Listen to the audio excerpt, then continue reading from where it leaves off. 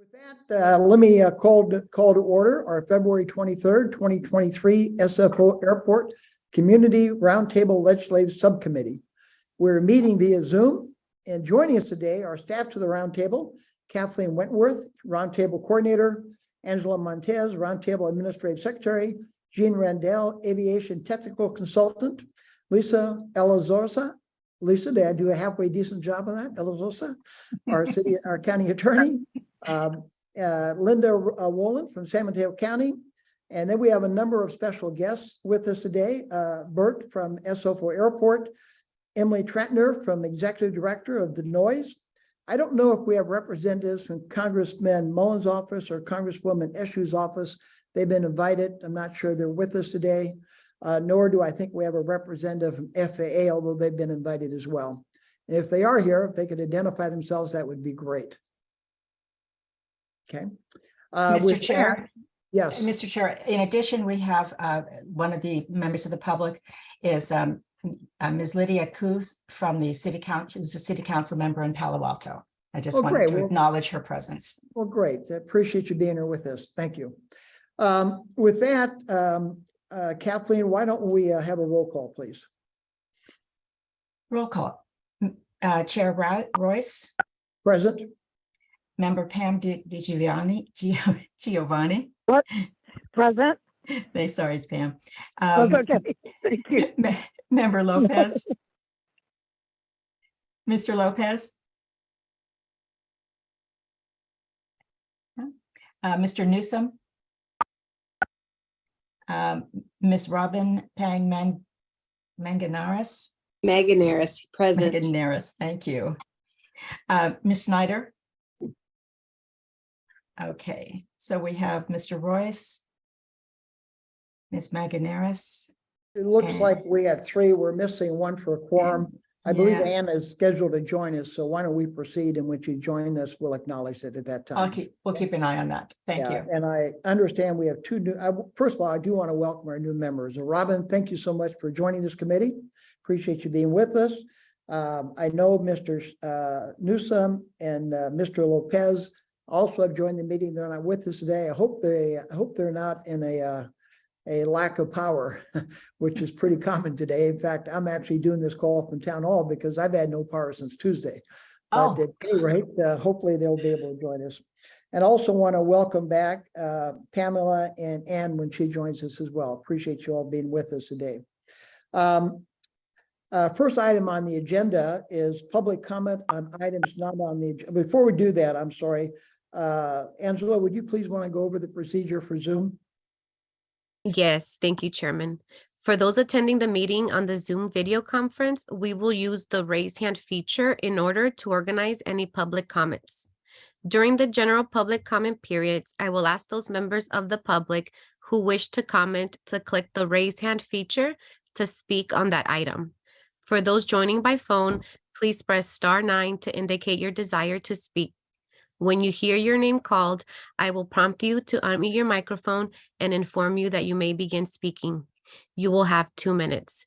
And Chairman, I do see one hand raised for items not on the agenda. Give me 1 second. I will share my timer and I will call on Ms. Jennifer Landesman. Okay, Ms. Landesman, the floor should be yours. Thank you. Good afternoon. At one of the recent roundtable meetings, the topic of capacity came up, and SFO President Sartero mentioned that there are no capacity issues with GBAS. I just want to make sure that everyone's aware that when the NorCal Open was done in 2014, the estimates for SFO growth and just NextGen in general were, I think, considered overly optimistic by the Inspector General. They were not later revised for the problems of noise that have been caused. And a big issue of capacity is not just airport operations, but the overload on certain routes.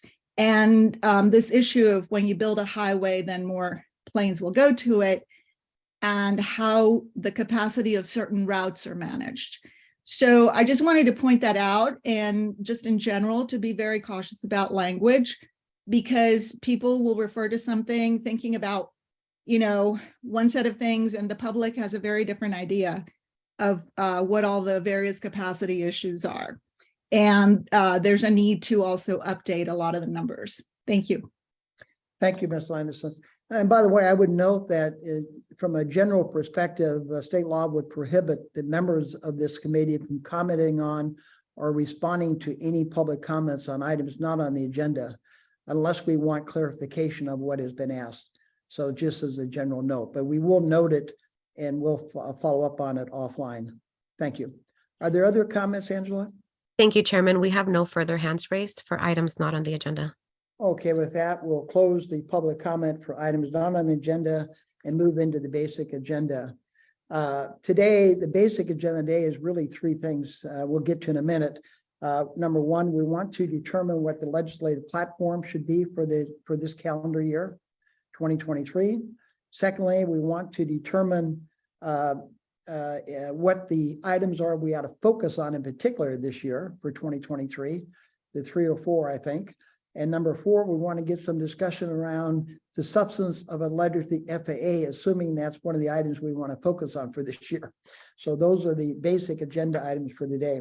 But before we get into that, I'd like to move to set the agenda and approve the consent agenda, which includes item number 2, which is a resolution adopting findings allowing for remote meetings.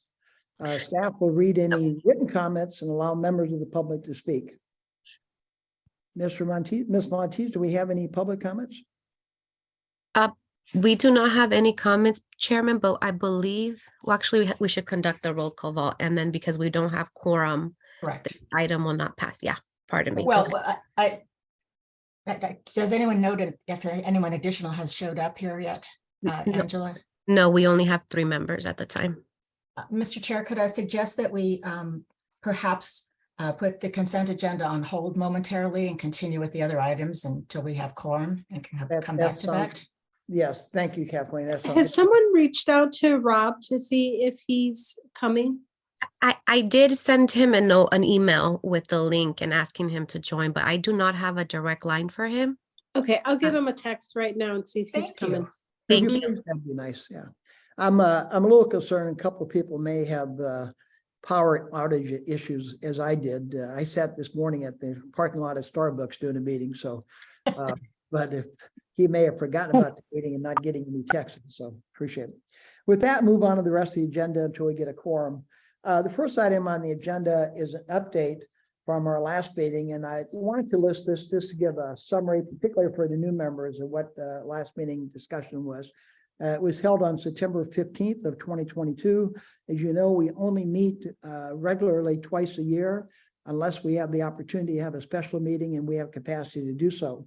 At that meeting, we talked about, I think, 4 basic topics. General discussion. Number 1, we had an update on the FAA authorization and some conversation around that, and we're going to repeat some of that conversation again today. Secondly, we had a discussion around new legislative proposals. I might note that the bottom line was there really wasn't any, because we had the elections coming up and Congress was in flux. So in terms of the legislative proposal, there were none of any particular interest at that time. Other than the Inflation Reduction Act, we did provide funding for investments in cleaner and quieter aircraft, which had an impact on noise, but that was the only topic per se. Third, we had a discussion of trying to figure out what other airports were doing, particularly Minneapolis, Washington, D.C., and we did have a discussion around those 2. And I might note at the general roundtable meeting that was held a month ago, Gene did a great report on activities of other airports, best practices. So we did have a discussion of the general roundtable on that. And then 4, we talked about general topics around what would be included in FAA Reauthorization Letter. We really identified just 3 that were probably most critical: nighttime noise, metrics, and installation programs. And we're going to continue that discussion today. Those were the basis of that last meeting. Would any member care to add anything to that? That really was meant to be an update. Any member or staff wish to add to what I commented on? Did I miss something? Hearing none, that's no action, it was information only, but let's go to public comment to see if the public have any comments on anything discussed at the September 15th meeting that should be noted for today. Thank you, Chairman. We do have one hand raised from public member Landesman. Give me 1 second.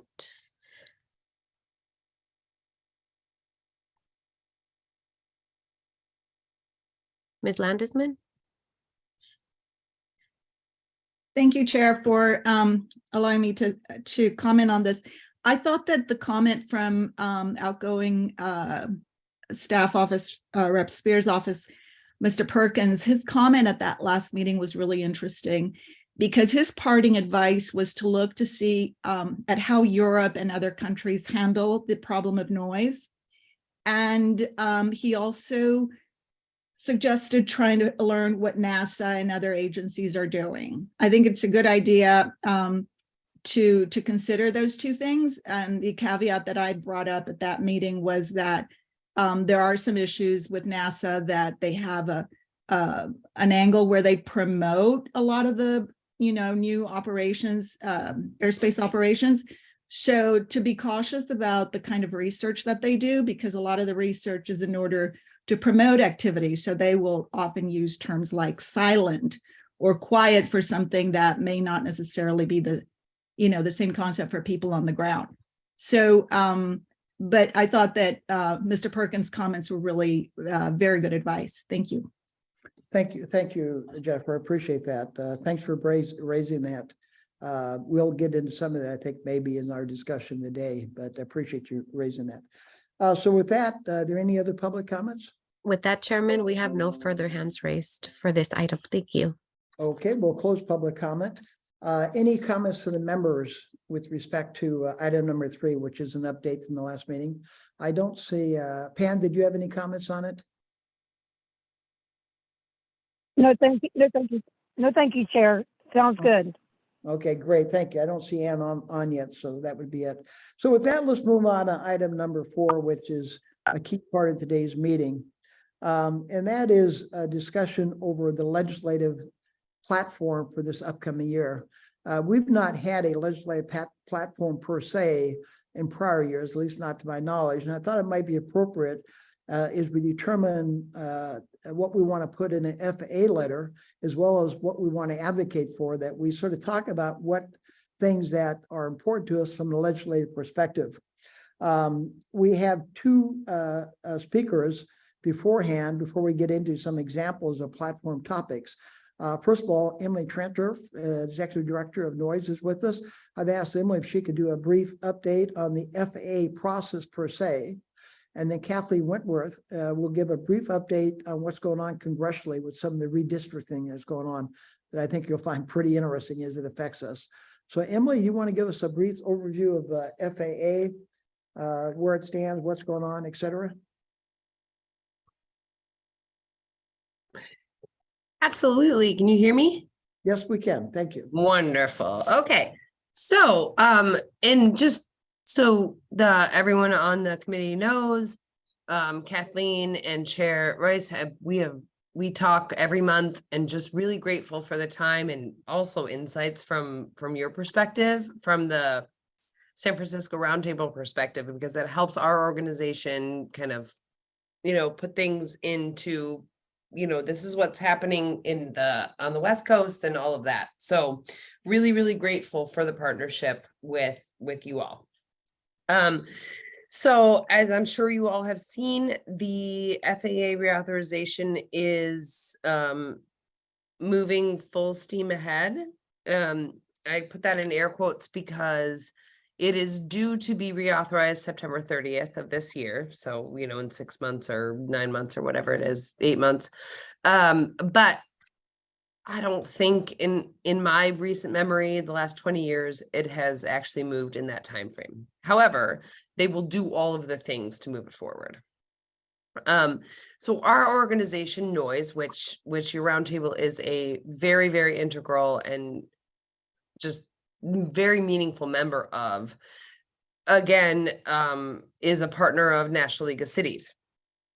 And National League of Cities in the last several years, and I'm not going to speak for them, but just from my observations, is doing the same thing that the rest of us are, which is like okay, FAA, what are we doing with next gen? What are we doing with this? Like, these are different communities that are being impacted. These are new issues with next gen and PBN and all of that.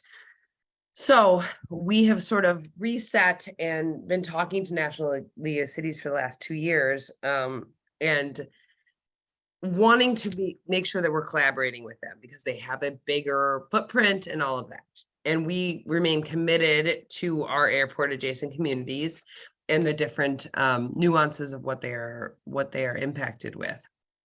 But in terms of, as Al said, FAA reauthorization, we are looking towards a September 30th reauthorization, which I think will slip, but they're going to put all the things in motion to do the committee hearings, do the work, the policy, all of that. And we have talked at length with your staff and everybody about what we could put in there or what we could advocate for that would make, really be like, have the meat of it. And it seems as though at this point, and again, they just started the hearings last week, this is going to be a long process, but one of the major things is nighttime noise. Your former Congresswoman Jackie Spear has had a lot of great legislation that we are following. We're seeing who else would put it forward. But in terms of your impacts and what you guys are feeling and hearing, so to speak, and then what kind of nationally is uniform is this nighttime noise issue. So we're working tomorrow. There is supposed to be a call with National League of Cities and NACO, which is the National Association of Counties. And I'm not sure, Kathleen and Al, how many of your members are counties or cities, but sort of a joint meeting tomorrow to prep for the National League of Cities meeting later in March, which we're supposed to have a roundtable on, but I haven't heard details yet. So all that is to say, we as an organization and in conjunction with you guys are working to make sure that there are tangible things to move forward in the FAA reauthorization. And the biggest thing that seems to be the catch is the nighttime noise issue. And whether that's a study, folks are talking about, really galvanizing the entire country around issues there. And Jean may know this as well, but I know that the FAA is talking to folks to try and get clarity on what their biggest issues are, and what keeps coming up, which is central to what your issues are, is nighttime noise. And so wanting to make sure that as a, again, national advocacy organization, we are putting forward things that matter to you all, but also that are, more uniform and can be, centrally kind of pushed forward. That is what's coming back, is this nighttime noise issue. And we've got to talk to a lot more people, but very, very grateful for the input of the SFO Roundtable and the data points and the issues that you all have brought towards your members, because that will help the kind of collective advocacy around it. So again, right now, just to wrap up, the FAA reauthorization is due September 30th. I haven't seen it happen on time in a long time, but that's the kind of time frame we're looking at right now, and where the committees are happening and everything's kind of moving backwards for that. So we are watching, talking to folks at NLC, talking to folks at National League of Cities, National Association of Counties, and both committees, both the majority and the minority on both sides of the aisle. So happy to answer any questions, and grateful again for your all's input and just kind of stance on things, so that we can say, hey, San Francisco Roundtable, big deal, like not a small thing. These are all folks who care about this issue and are adjacent to a very, very major airport, which again is why I think roundtables make a lot of sense. We can kind of point to you guys as appropriate to be that as engaged and attuned to these issues. Thank you, Emily. Let's go to Kathleen first, and then I'm gonna come back to questions for both of you, if that's okay. A couple areas you raised, I'd like some follow-up on, but Kathleen, you want to talk briefly about the congressional aspects of this? I sure will. Let me just do this. And hopefully you'll see, be able to, everybody see my screen okay? Yes. Yes? Yes, I can. Okay, or at least, okay. So this is a map of the new congressional districts. For those of you who've been in here in this area for a while, it looks a little bit different than it did last year and the years before.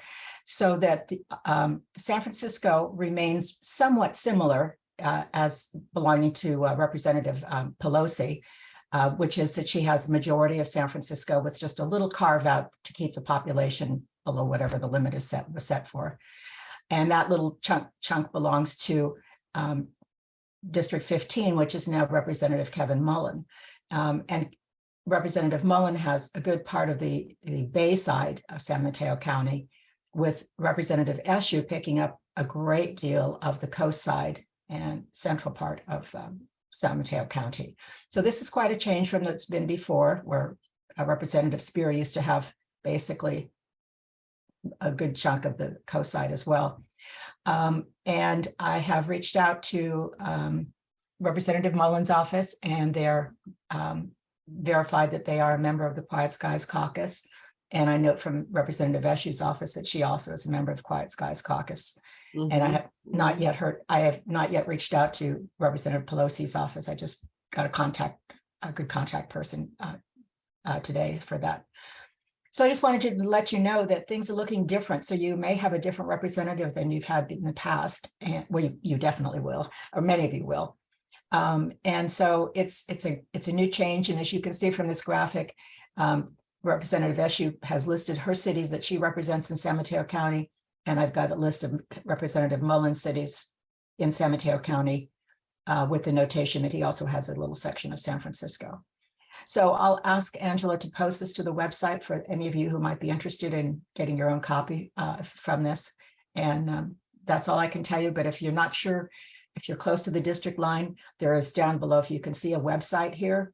And if you click on that, you can type in your address and get a verification of who your representative is assigned for you. Yeah. So I'll unshare that and let the chair have back. Okay, let me take it to the members in for comments, questions or comments before we go to public comment. Pamela, do you have any questions or comments? I have a couple. Yes, I do. Yes, I do. I have a couple, if you don't mind. Great. Sure, thank you, Ms. Wentworth, and to everyone to make sure that we are on the radar, so to speak, of our SFO continues, even though we're having the transition both nationally and, as you alluded to, Ms. Wentworth, the congressional change, which is huge.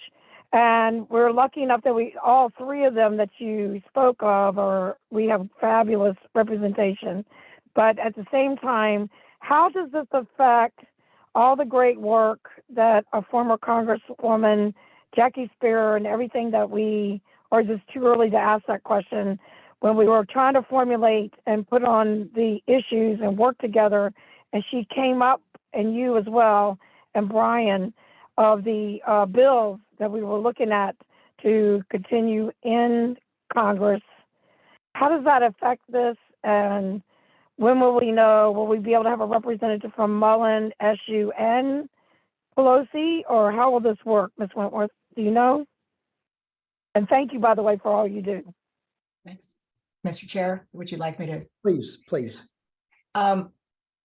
Ms. DiGiovanni, I've reached out to Representative Mullen's office. They're getting all set up in a new office building and new staff and reorganizing. I've invited them to send a representative to the roundtable. I will do the same for the other two representatives, that is Representative Pelosi and Representative Eshoo, to see if they'd like to send a representative to our meetings, as Brian used to come to our meetings. So with any luck, we'll have maybe 3 representatives coming to our meetings going forward. As to the earlier legislation proposed or introduced by Representative Spear, It was introduced in 2019, which then lasted for 2 years, if you will, and then it reintroduced and lasted for another 2 years. So every 2 years when the Congress reconvenes, you have to reintroduce your legislation. So at the end of last year, at the end of December, her legislation sort of died or died. So it's awaiting a new introduction. And I will say that Representative Eshoo previously was a co-lead on all of Representative Spear's legislation, as well as Santa Cruz County Representative Panetta. So I will be we will be talking with all three representatives to see if they would like to perhaps even jointly introduce legislation like that, or whatever this committee thinks is appropriate. Yeah, that would be great, Ms. Whitworth. I appreciate that. And I'm supposed to see that we're having the anti-Semitism thing in Foster City, a little off base today, and where Congressman Mullen will be. But thank you for speaking with all three of them. And yes, the fact that they co-sponsored, you know, the ones that did, that will help to give the background and with your knowledge as well. And I appreciate the work. And as we move forward, because we know that this is going to be different territory, as you had mentioned, but having three of them would be very supportive. I think that's, you know, we would be very lucky to have that. But thank you very much. Look forward to the updates, and thank the chair for allowing me the time to ask the questions. Great. Thank you, council member. And thank you to all. Thank you. Member Meganeris, did I pronounce that right? Yes. Yes, it is. My question is actually for Emily. Emily, please forgive me.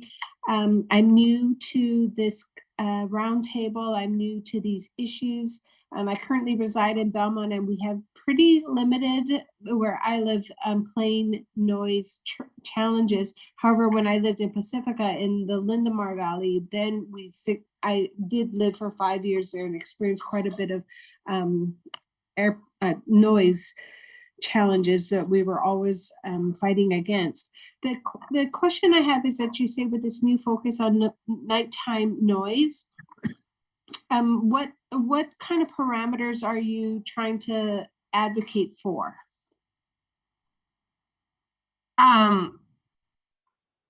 So that's a great question. I think that it's a big unknown, because I think that we have to start from a place of, and Jean will know this and others will know this, like nighttime noise is very, very difficult to manage from the FAA perspective, because, you know, we have a lot of things not going in our favor. Like, you know, just the fact that we can't really manage where and when flights land, and there is cargo, and there's all of these things. So when I talk about nighttime noise, it is a very much kind of like an unknown of how we could approach this. But I think that two things are very important, is that one is that it's not just San Francisco SFO adjacent communities that care about this, right? There are lots of big communities that care about this. And two, that we could really look at a study or something, again, because we've done studies in the past. It's not like this is new. But just, I think this is the first step. And I'm sorry, how should I address you? Robin or council member? Or? Robin. Okay.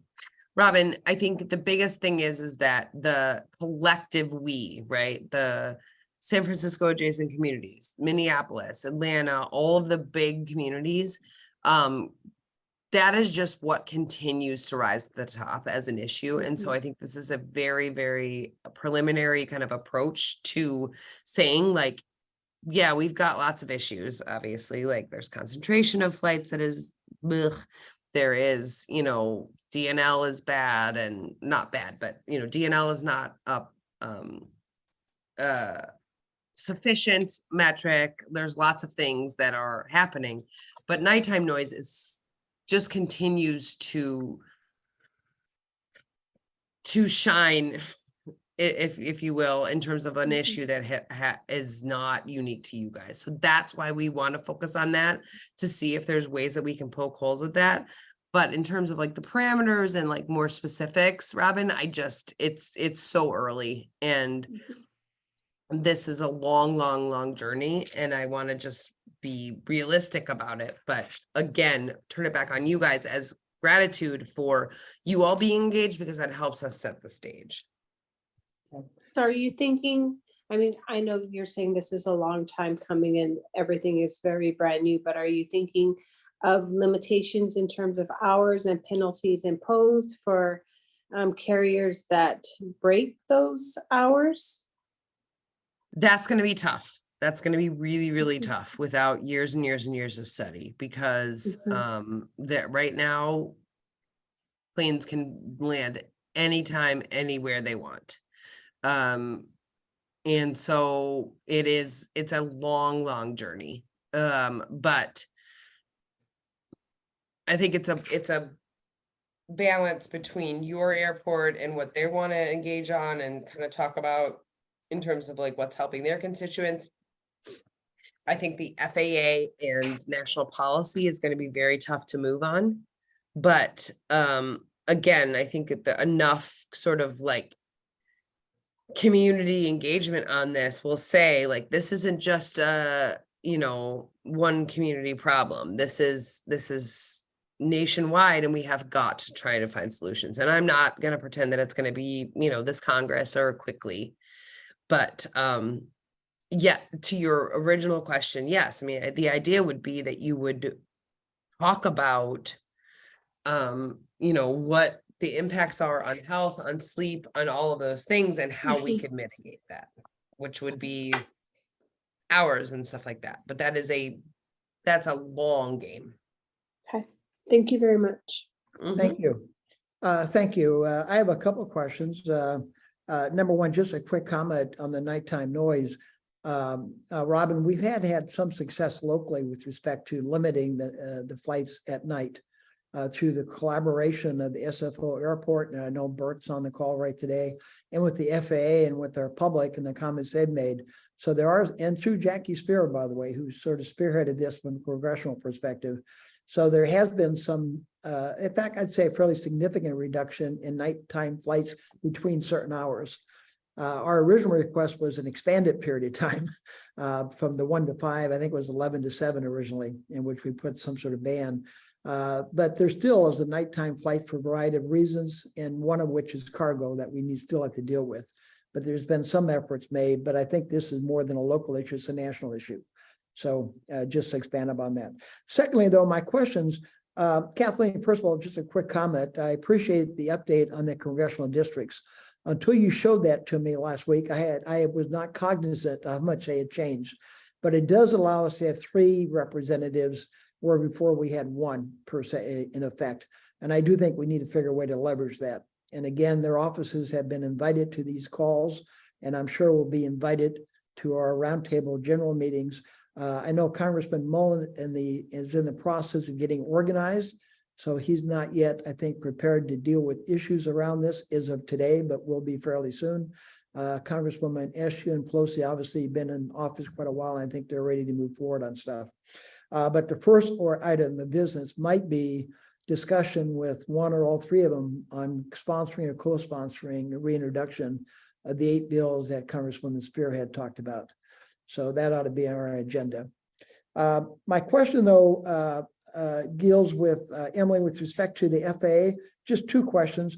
Are there hearing dates that have been scheduled? You mentioned 1 hearing. I presume there's a list of public hearings that will occur going forward. Have they all been scheduled, or are they somewhat? Not all of them. No, there are some, which I can link in the chat for what's been scheduled. They don't schedule much out beyond like a month or 2. Just because of availability and things like that. And as you can imagine, a lot of the focus has been on safety, Southwest, near misses, things like that. Folks are really getting pressure from the general public on those issues. So, but between now and September, and I think we talked about this on our internal call last week, we would definitely push for a noise hearing.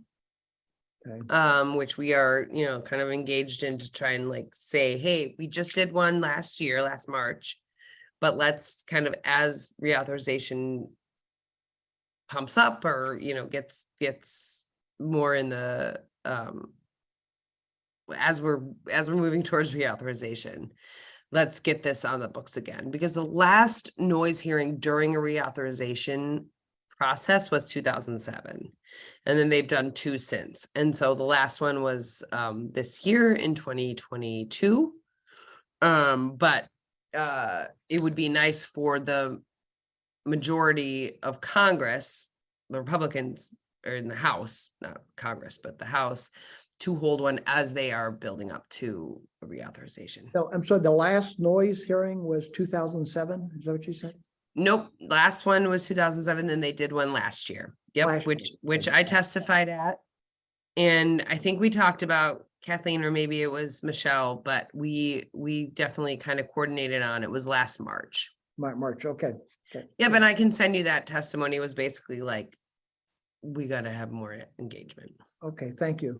And then Mhm. my second question with respect to on the 9:30, that likely will not occur. So I presume they then continue under authorization of continuing resolutions.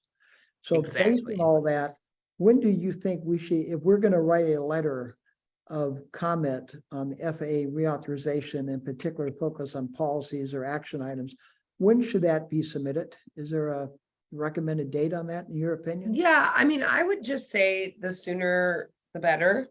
Sooner rather than later? Yeah, again, I don't anticipate them being before September 30th, but again, I remember like 10 years ago or so, I was like, they're never going to shut down the FAA, and then they did. And we were out of luck with TSA and all of that. So they never cease to surprise me. But yeah, I would say the sooner the better, just so that it's on record. We can always resubmit later. And this, I think 3 or 4 times ago, it took, I think, 11 years, which I don't think we're going to face this time, because that was a FedEx UPS fight on labor union stuff. But it will definitely, unless we start getting kind of like flus in the next month or so, it will be beyond September 30th. Okay, and then last, I lied, I have one more question. I was not familiar with the county involvement, the League of Counties, I guess, per se, and you're saying there's a call tomorrow. Is there a contact, the League of Counties, if we want to reach out to them and get part of that process? You know who that might be? Yeah, let me look it up right now for you. You can, okay, if you have it, right. Yeah, and so I don't work much with them, but the only reason I knew that was because of the NLC kind of had reached out and copied them.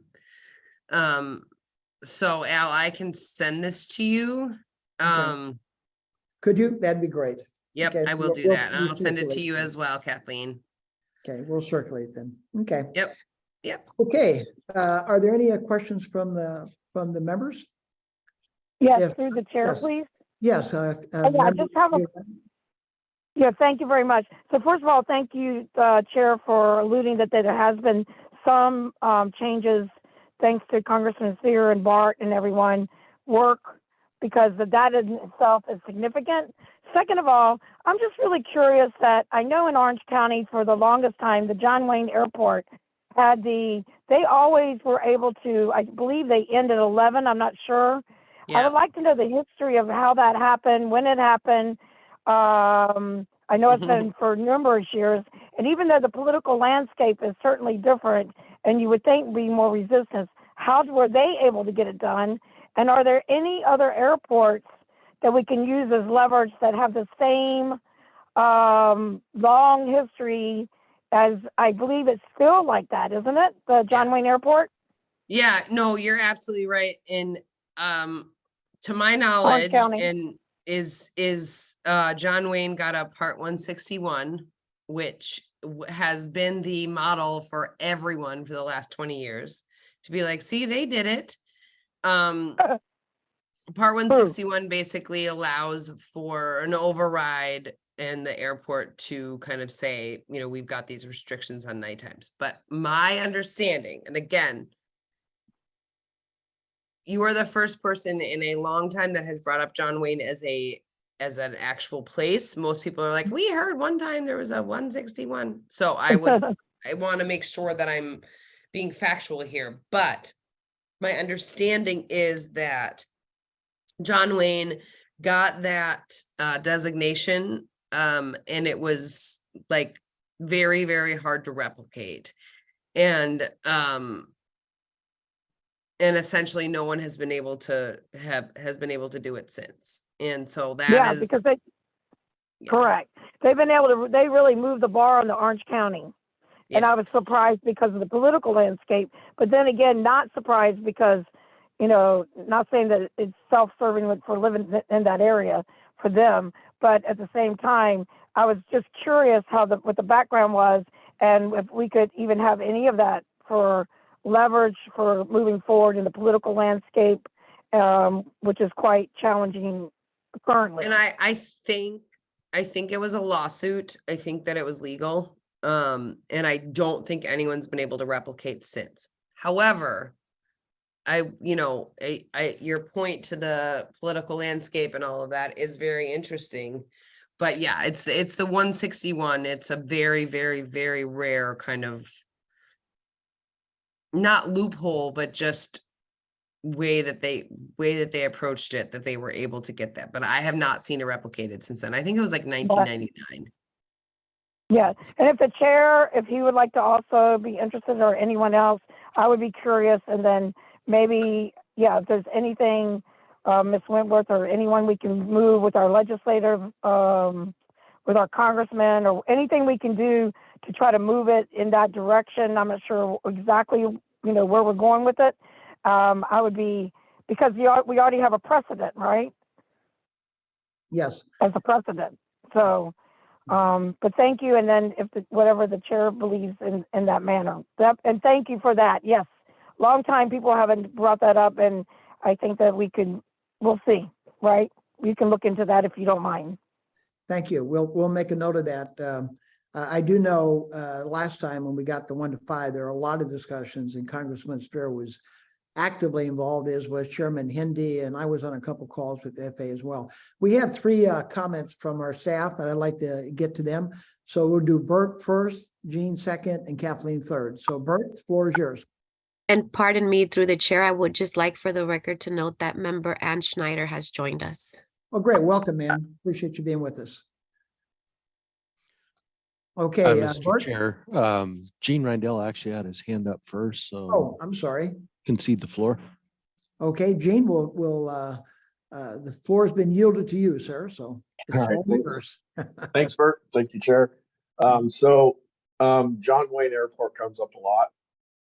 It's probably the one with the most stringent rules and noise levels on departure, as well as time of day that they can operate.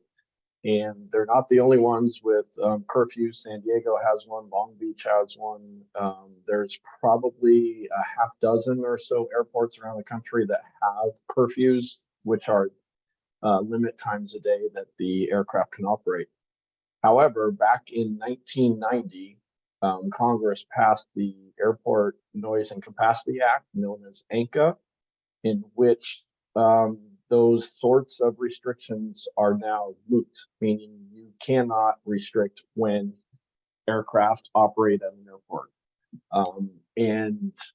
So those airports I mentioned, Long Beach, San Diego, Orange County, they all had their rules in place prior to 1990. And so that's why they have those, and they were grandfathered in. They didn't, Congress did not repeal those. They said that they could maintain them as long as they were grandfathered. And it takes all those airports a lot of work all the time to keep those, because if they become more stringent in any way, they would be subject to removal. And Emily was correct in that in order to do that now, after the passage of ANCA, or the Airport Noise Capacity Act in 1990, you have to do a Part 161. There have only been 2 successful Part 161s, and what they did is phased out the noisy Stage 2 aircraft prior to Congress phasing them out through regulation. But other than the phase out of Stage 2 aircraft, there have been no 161s completed successfully to limit when or how an aircraft operates at an airport. So unfortunately, while there are a handful of airports that have curfews and noise limits, those can no longer, in fact, New York airports also have noise limits. But those, again, were all done prior to 1990. And since 1990, really, you just, unless Congress changes the law again, you really are not going to be able to be successful in having curfews or noise limits on operations. Thank you, Gene. That's very helpful. That's great information. Bert, did you have something you'd like to add to that or comment on? Just a minor addition to it, but the John Wayne's curfew was in effect per the administrative law judge settlement with them back in 1985. So 85. it was well prior. Right. And they did recently in 2014, I think it was, extend it to 2030. So it does have a life and an extension. San Jose Airport, to add to the list that Gene gave, we get that question quite frequently because they are local. And people always ask, why don't you do what San Jose does? We didn't have a curfew in 1990, and therefore we cannot do it unless we go through our Part 161 process. We did do a 161 challenge regarding the early phase out of Stage 2 aircraft, as Gene mentioned. FAA came back to us and said, don't bother, it's only a year and a half and you're good. Okay. Okay. Thank you. Member Schneider, welcome. Glad you could join us, Ann. Thank you, Chair. Yeah. I apologize. I had the meeting starting at 1:30, so my bad. I've missed the previous discussion. I've been here for about 10 minutes. I will say that, Chair Royce, you know, we're trying to use health impacts. We're trying to use the fact that one of the lessons learned out of COVID is how noisy society has gotten and the noise impacts on people. And now new for Millbrae, having been designated as an equity focus area, which is our entire east side. That may be something I come from an activist background, and it may be that those airports are grandfathered in, and it may have been set between Stage 2, Stage 3 air engines, motors, and then to Stage 4, Stage 5. But the other problem is that they don't look at our close-in communities that have these have backblast noise on that. So I think we move forward in the world that we want as aggressively as we can. And I'll only add to that I'm going out to the league, the National League of Cities in March or April, whenever that is. And I hope to pop in to all of the Fly Quiet Caucus members, and Congressman Mullen is a part of that now, and I've been talking to his staff, but at least when I'm back there, if we can have our talking points, I know it doesn't mean that big of a deal if you come in person, and maybe I'll get to meet with a junior staffer, but I'm going to try my best to meet with all of them. Especially, it seems like the congressman from Logan, the area around Logan Airport. Kathleen, I don't know if you were with us yet, but I know several of us listened in to the hearings a year ago, 2 years ago, and I was really impressed with that congressman in terms of his knowledge of the details. But if you've got, Emily, if you've got recommendations of other congresspeople to meet with, I will try to set all of that up before I head out to DC. Yeah, so Ann, are you going to be out here for National League of Cities? Yes. Like at the end of March? Is that when it is? Yeah. I'm gonna be out there like early. they've truncated it. So that's another thing. Al, to your point earlier about NACO, there's supposedly a call tomorrow with National League of Cities and NACO, but it is to plan for a roundtable at the end of March, and when you will be there. So maybe, and I don't know what that will portend. Our president, Brad Pierce from Centennial, will be on there if I'm not, or we will both be on there at different times to just make sure we glean everything. But Kathleen, maybe if Anne, if we could connect before you come out here, you don't need to use us as anything, but like if we can coordinate. I do think Eleanor Holmes Norton, who's the delegate from DC, she's the chair, would be good. But I think honestly that the chair and ranking member of the committees on both sides of the aisle would be great for you to meet with. And we as an organization would love to help you with that and put together talking points and stuff. So Kathleen, maybe we can coordinate on that. And then as soon as I know more about what NLC is doing, we could coordinate for that too. Okay, thank you. The lobby day for NLC is Tuesday, the 28th of March. Yeah, exactly. And the event starts on the 26th. I'm actually going out on the 23rd and coming home on the 29th. So I have a little bit more time. Lobby day, we already know that Congressman Mullen is going to be there. And I don't know who else from that district will be there. So I plan on taking whatever free time I can to do the job I can. And I would love talking points. And that one pager that we local government people would like, as well as we know Congress likes. Yeah, absolutely. Absolutely. And I also think like as an organization, we can, weigh in before and after you're there and just say like, hey, this mayor has our, not endorsement, because you don't need our endorsement, but our kind of like national perspective is we talk to her, we support all of that because she's a member. So okay, with that, we're going to close off the conversation of the members. We're going to move to public comment. I will note that we have 30 minutes left, and we're running a little bit behind schedule because there's still a few things I want to get on the table and get some feedback on. But let's open public comment on this item number, I think it's item number 4, or it's item number 3, excuse me. Do we have any public comments, any hands raised? Thank you, Chairman. It is item number 4, and we do have 4 hands raised for this item. So I will first call on S. Kennedy. Okay. Go ahead. Hi, my name's Susan Kennedy. I just wanted to let you all know that I've been on the call on behalf of Congressman Mullen's office. We are working our way into being dialed in. We are also familiar with the legislation that Congresswoman Spear had introduced during the 117th session and are looking at what may be appropriate to move forward with during the 118th session.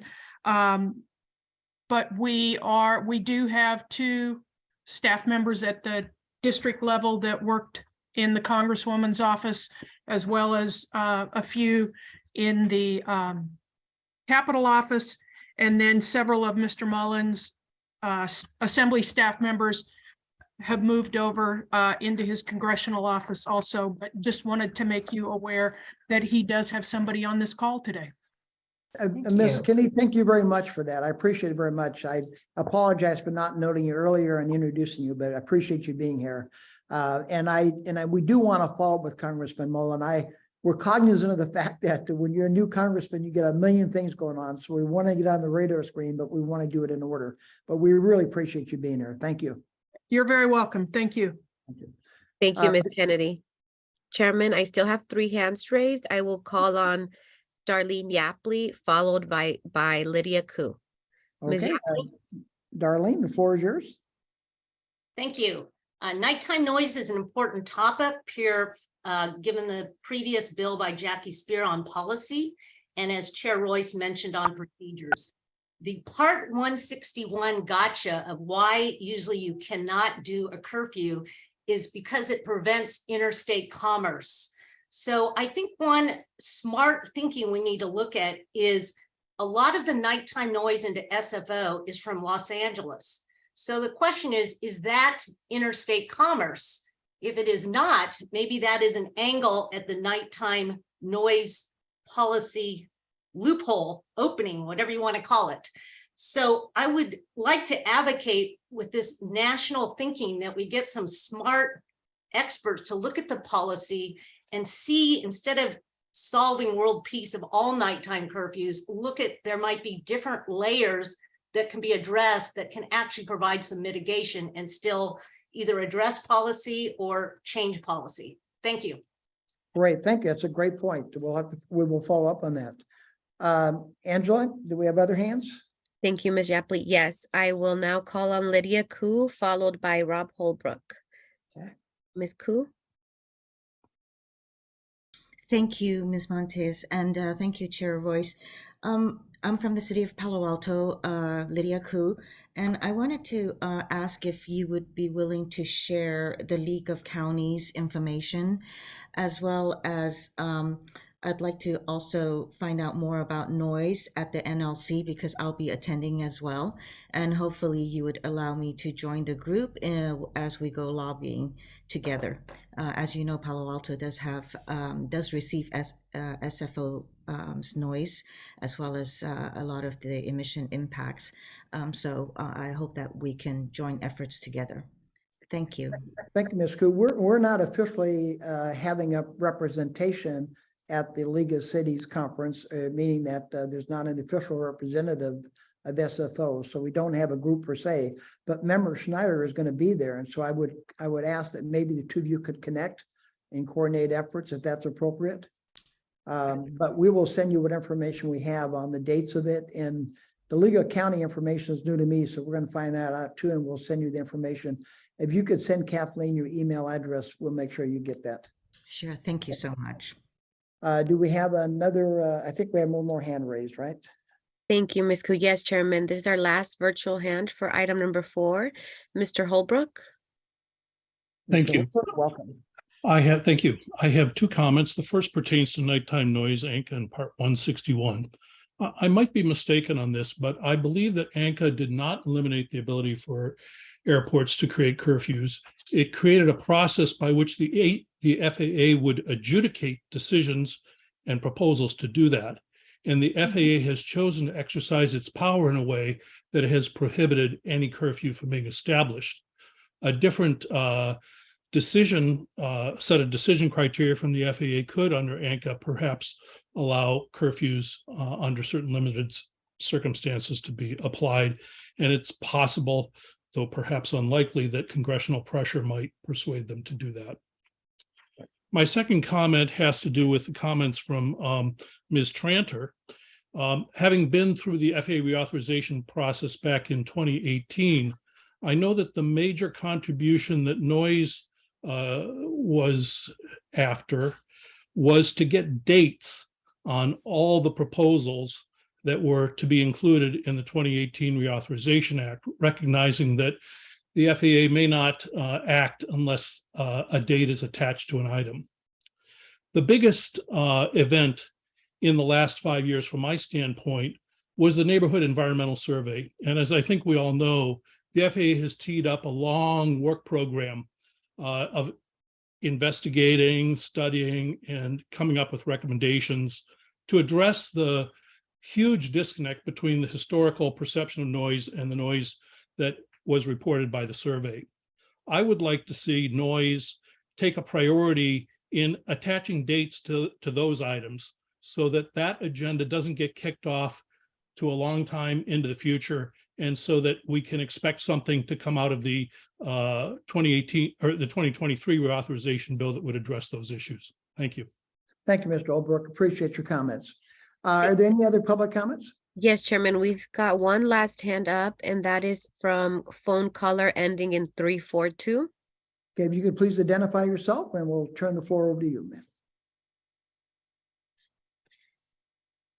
Is the phone caller 342? Hi, this is Jennifer Landesman. Sorry, I'm in a parking lot now. Okay. So I'm calling by phone. I wanted to add a couple of things. I believe that Part 161 was offered for comments this past year.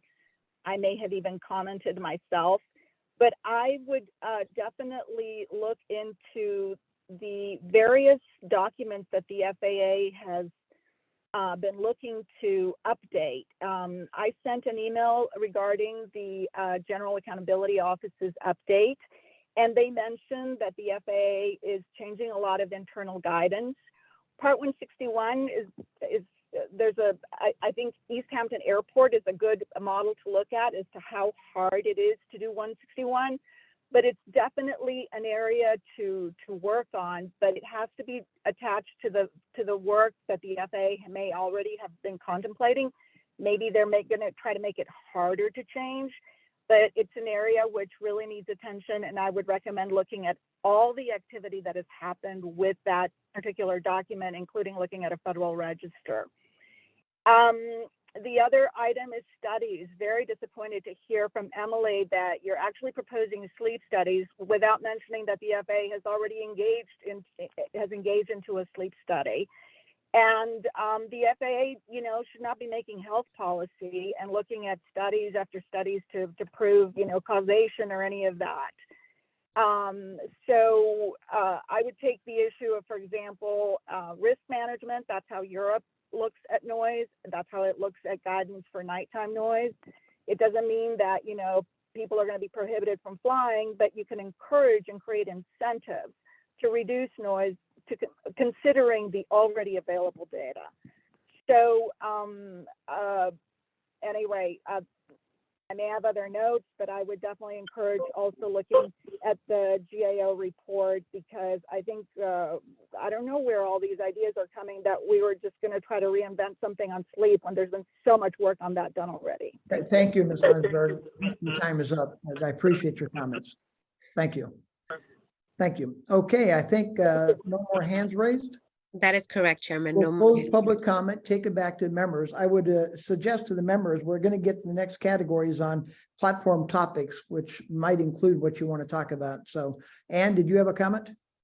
Thank you, Chair. Really quick for Ms. Yapley's comment about nighttime curfew. It makes me wonder, what I am hearing here in Millbrae is by far more cargo planes taking off, and that happened during COVID times too. And maybe one way to look at curfews is, do we really need to have that Amazon or those Amazon planes taking off between midnight and 3 a.m. On that? And maybe what we look at is a curfew, at least initially, of cargo traffic. And I believe the last EIR, not the sea level rise EIR that SFO is doing, was for a lot of additional cargo and ground facilities at the north end of the airport, which we looked at as, well, that's not going to have an impact, but it is going to have an impact if that many more cargo flights are taking off at night. Thank you, Ann. I appreciate that. With that, we're going to close this item number 4. And I appreciate all your comments. We've taken notes. We will try to put these into some sort of format and probably fit it under the next category of topics we're going to talk about. Before we get to category number 5, though, I do want to move back, and we do need to take a vote on the item number 2, which was the, I think it's item number 2, which is setting an agenda and approving the consent agenda, which included the Brown Act remote findings resolution. So before we move forward, can I have a motion to approve setting the agenda and the approval of the consent items? Motion to approve. And, sorry, Pamela.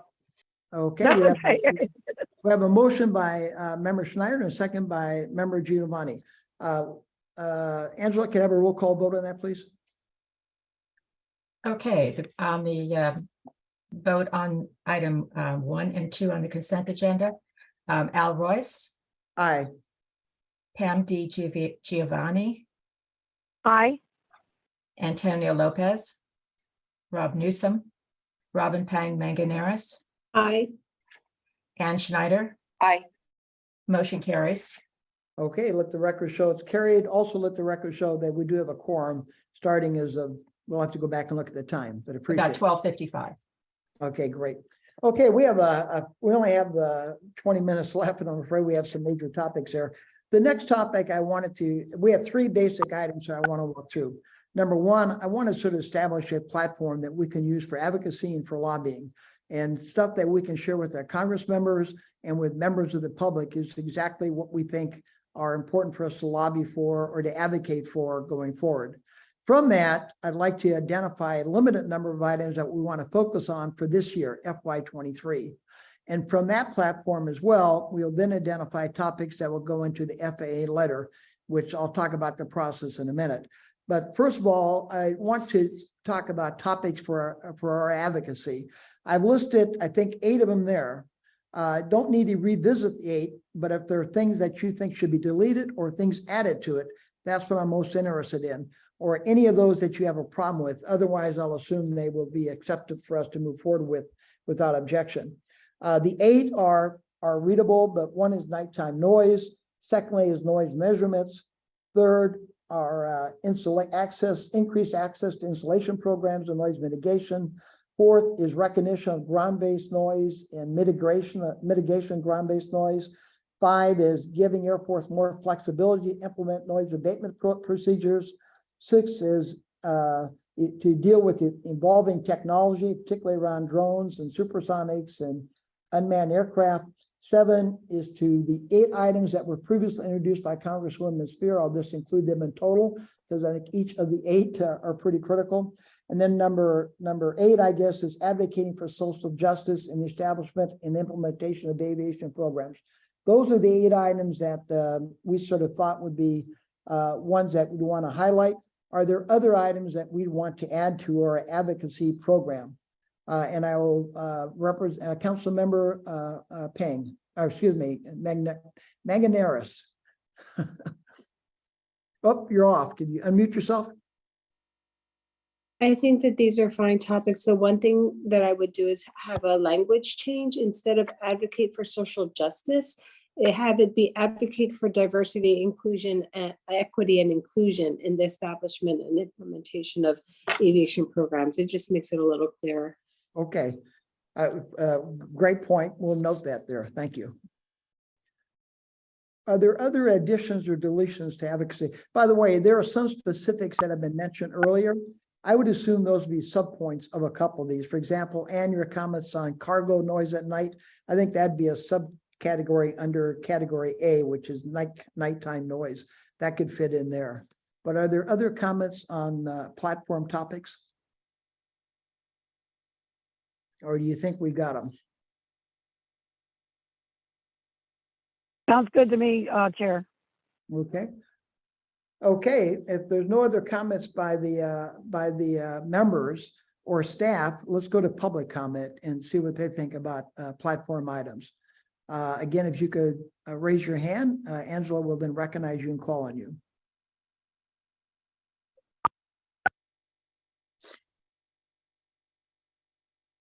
Do we have any public comments, Angela? Thank you, Chairman. Yes, I do have one hand raised for, Okay.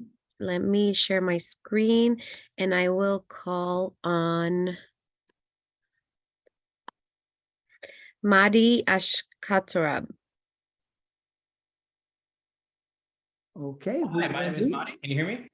Yes, we can. Thank you. Is this the platform to advocate for some of these topics or just to add additional ones? Just to add additional ones, or if you want to delete any. If you have specific comments on some of them, please send us an email, or if we have time, we'll come back and address them. We're sort of constrained by time, and I apologize for that. No worries. Yeah, the other, so my advocacy is already up there, so I won't take my time on that. Okay, thank you, sir. Okay, there are other hands raised of the public, and we'll come back to the members after that. Chairman, we do not have further hands raised for this item from the public. Thank you. Again, I'm sensitive to time and I hate to rush anybody. If any members of the public have ideas or thoughts, please feel free to send us either Kathleen or myself an email, or Angela an email, and we'll give some thought to that. This is not meant to be a limited number, but we do want to focus on that, which is most important. So with that, we'll take it back to the membership. Ann, I think your hand is up. Thank you, Chair. Tell the rest of us how you might like that. I'm looking at 5B, advocate for changes in aircraft noise measurement and reporting. And I think there are public members and some of us electeds who might have some specifics. Should we just send you and Kathleen and Angela the specifics? For example, they do the metrics for the modeling for the 65 contour based on in-flight noise as opposed to what's coming out the back end. And I can just hear Darlene coaching me how to make sure we're doing A-weighted and C-weighted, that we might want to be very specific in that. And it's very technical. And my mind's not there right now. How do you want us to do it? If you could please send us an email or call Kathleen directly, if that's okay, Kathleen, and share your comments, and we'll try to include that in our discussion around that topic. I should probably start with the why and what.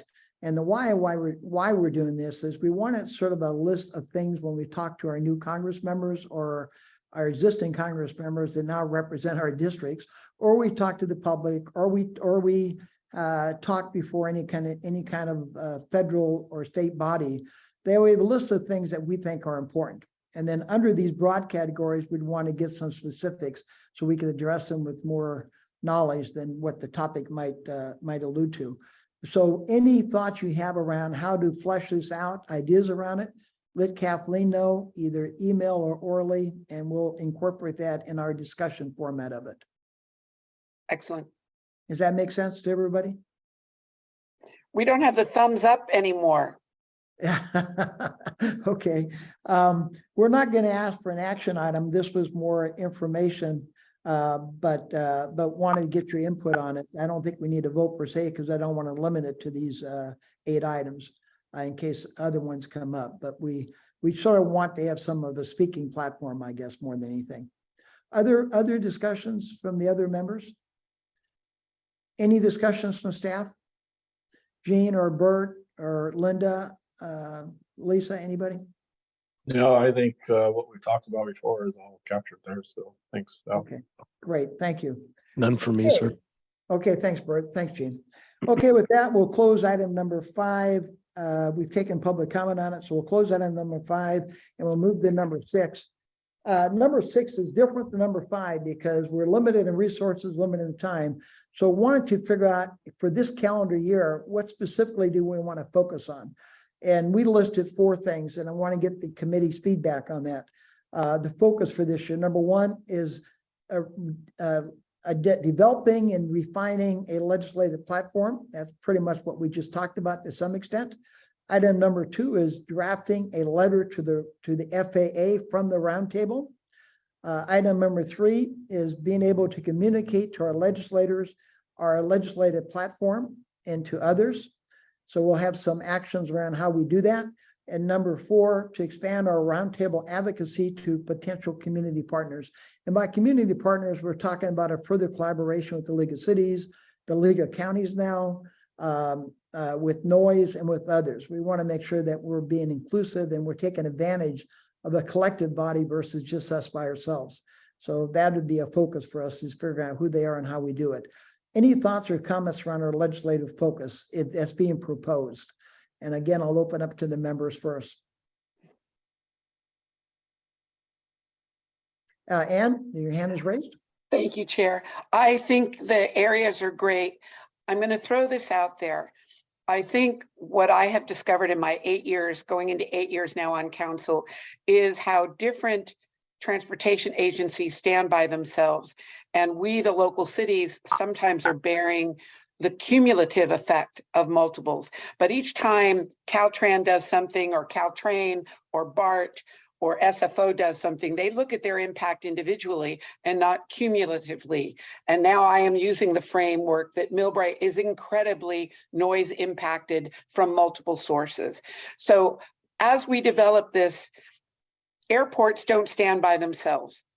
Everything else is with that. And I would just, if we can keep that consideration as we develop our FAA letter on that, that's going to be, I hope, a message that Millbrae will be pushing out, because we are hugely impacted by every transportation entity. And we've just hit the enough is enough. We're going to push back. I appreciate that comment. That's a good thing to keep in mind as we draft this letter, that aviation noise is but part of a broader problem, and it's not in and of itself, but it's a big part of it, but it's not limited to only aviation noise. So thank you.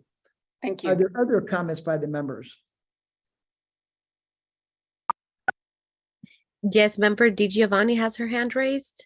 Okay, Pam? Yeah, thank you. No, I just want to say that, no, I think it actually pinpoints and make sure it's a scope that we focus on, because the more we have a focus, which I appreciate with the work, then these are things that these actions can become reality if we push hard enough and the focus on these particular ones. And I appreciate all the work from everyone. Thank you. Thank you, Pam. Okay. Other member comments? If not, any staff comments on it? Jean, I'd be interested in your perspective on our focus for this year. Anything you think we should add or take away from? Nothing is coming to mind, but I'll take it as an IOU to review this and maybe talk a little bit with Kathleen and get back to you. Great, appreciate it. And Sure. Bert, from the airport perspective, anything there that you'd add or take away? Not offhand, sir. I think we've kind of hit the high points. Did want to mention that the cargo facilities are mainly to house open ramp parking right now and put them in, not the aircraft and the structures, but the cargo in structures and things like that. And so basically reorganizing what's here. Great, appreciate it. Thank you. Okay, any other comments from staff? Anybody else? If not, then let's move to public comment on the items for focus for this calendar year. Thank you, Chairman. I do see one hand raised from member Holbrook. Go ahead. Thank you. Oh, I'd there like you to suggest something that is coming at the question from a little different perspective.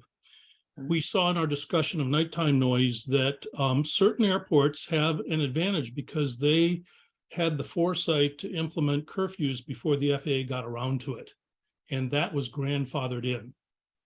I think California may have a similar opportunity simply because we tend to be ahead of most states in the country on policy with respect to a new class of noise that we can anticipate, and that is from drones and urban mobility, flying cars, if you will. As Darlene mentioned, the justification that the FAA's preemption of state and local authority rests on is that they are charged with, the federal government is charged with regulating interstate commerce. Drones, delivery vehicles, flights within a 100-mile radius, these are largely not interstate commerce. And so the breadth of regulation that the FAA can claim could be questioned for that class of transportation. And I would like to suggest that the Roundtable contact advocates at the state level to develop policies that assert control for regulation of that kind of traffic, perhaps at altitudes up to 400 feet, maybe 800 feet, I'm not sure what, before the issue gets settled by the federal government. Because my impression is that this is a murky area right now. The boundaries have not been clearly established between the FAA and state governments. And by acting before the FAA, we may have an opportunity to influence the outcome in a way that's favorable to California, perhaps allow us to be grandfathered in. Thank you, sir. That's a great idea. We'll give it some additional thought, but I understand your points. Well taken, well put. Yes. There are other public comments before we go back to the members? Yes, Chairman. I have public member Madi. Okay, Madi? Yep, I'm back. Okay. Yeah, so one additional point of advocacy can be related to climate change. I know I've noticed a lot more airplane noise around my neighborhood, specifically because of how planes get rerouted during high wind conditions or stormy weather. And I'm wondering if that's something that could possibly be a focus on how the FAA can look at SFO in particular and how it reroutes planes during poor weather situations. As well as readjust how it calculates noise now that more planes are being routed through these secondary routes. And that's it for me. Okay, thank you, sir. We'll have to look into that. I'm not sure what our authority is, but whether our authority is there or not doesn't preclude us from advocating or suggesting. So I appreciate it, and we'll follow up on that. Thank Other you, public Chairman. comment? Thank you, Chairman. We have no further hands raised for this item. Okay, with that, we'll close the public comment and move it back to the members. Ann, I see your hand raised. I'll be really quick. Haven't heard from Mr. Holbrook in a long time. Welcome back. Could you please reach out to me with those suggestions you have at the state level? Millbrae has our own lobby firm now, and I would love to add what you're thinking of. The last thing we need on top of helicopters and everybody else is more of this, whether they're manned or unmanned taxis flying over us. So Mr. Holbrook, please send me your ideas. I'll add it, if nothing else, to Millbrae's legislative priority list. Thank you for that. Thank you. Are there other comments from members? Okay, if not, these are the 4 items. We'll give thought to the state lobbying efforts. I think that's a great idea, whether we should add that to this, and we'll then move forward with that. I don't believe we need to take a vote on this, Kathleen. I think this is, again, just for discussion as to focus what we want to do this year. Do you think we need a vote on this? I think not. Okay. With that, let's move to the next item on the agenda, and that will be brief. That's around the FAA letter, and that's a process we tend to follow. And let me share with you what I think we're planning to do and then get the members' input on it. Following this meeting and the feedback we've gotten, plus the feedback from the prior meetings and our collaboration with other members, we're going to draft a letter with respect to suggestions and recommendations to FAA. Once that letter has been drafted, we'll circulate it to the members and for their comments. Following that, we'll then post that letter for members of the public to provide their comments. And following that, we'll revise the letter appropriately, and then we'll send it to the roundtable for discussion and ultimate approval at the roundtable. The public will have an opportunity to make a public comment at that roundtable meeting in which this letter is considered. I apologize for not having another meeting, but we just don't have the staff capacity or resources to have more than 2 meetings a year. And so I don't think we have time for this unless the feedback is such that it dictates that we use the second meeting for this and not for some other purpose. So that's a process we intend to follow. I'd be open to any comments by the membership with respect to that process, if they like something different or they have other suggestions on it or some additional steps. Are there Through the any? chair? Yes. If yes, you ma'am. need, Ground-Based Noise is meeting in March. We have a really new thing to bring to it. It's going to be exciting. But if you need 10 minutes or so for this, it's important enough. I am happy. Kathleen, I can't read your face right now, but we'll find time so that Ledge Committee can talk about this in March, if you'd like that. And thank you very much. I appreciate that. We'll give some thought to that. I'm afraid this may be more than a 10-minute call, but we'll give some thought to that. And I appreciate it. And or our July meeting too. There is always room for you, Al. Well, thank you very much. Where's my wallet at? No, joking. Okay. Other comments by members? Okay, hearing none, we'll follow that procedure with the possibility of having a live meeting and taking advantage of Ann's offer from the Ground-Based Noise Committee, and we'll notify the members of the public accordingly if that happens. With that, we're going to public comment on the process. So Angela, do we have any hands raised on that FAA letter process? Thank you, Chairman. I do not see any virtual hands raised for item number 7. Thank you. Okay, so with that, we'll close public comment. And we'll move it back to the members. Any final comments from the members? Hearing none, we'll close item number 7 and move to the almost last item on the agenda. And that would be, close item number 8, move to the last item on the agenda. And that is items of interest or member comments. Is there anything that the members would like to share with one another with respect to legislative platform or roundtable? Ann, I see your hand is up. Ann? I definitely owe the chair a glass of wine. Just to save the date, I mentioned this over a year ago, but on, I think it's Tuesday, April 4th, we don't have a time yet, we'll be dedicating the memorial plaque for Pan Am Flight 7, which crashed it on its way from SFO to Hawaii, but that led to the creation of the FAA on that. And the memorial will be put at our historical museum right by the Chekudi room where the roundtable meets. But we'd love to have people come and attend. And I'll let you all know the time as soon as we have a time, but the tentative date is April 4th. I appreciate that. Unfortunately, I'm going to be on an airplane on that date. You don't want to move it to the third, do you? We're going to get one of those baseball cutouts of you, Al, and we'll bring that. Oh, great. That'd be great. I wish I could be there. I really would like to be there, but unfortunately. Are there other member comments? Okay, if not, I want to thank the members for attending today. I want to thank the members of the public. We've covered a lot. I apologize for the urgency or the speed in which we did it. We're sort of limited on time and limited on resources. And this legislative platform is very important to us. So we do appreciate the input we've got. I'd encourage you, if you have any thoughts or comments subsequent to this meeting, to please email us and we will give some thought to it and consider it. And again, if you have any topics for future meetings, the one other meeting we have scheduled for this year, which is this fall, please let us know. We'll give some thought to adding that to the agenda too. With that, hearing no objection, we'll adjourn the meeting. Thank you very much. Have a good day. Bye-bye.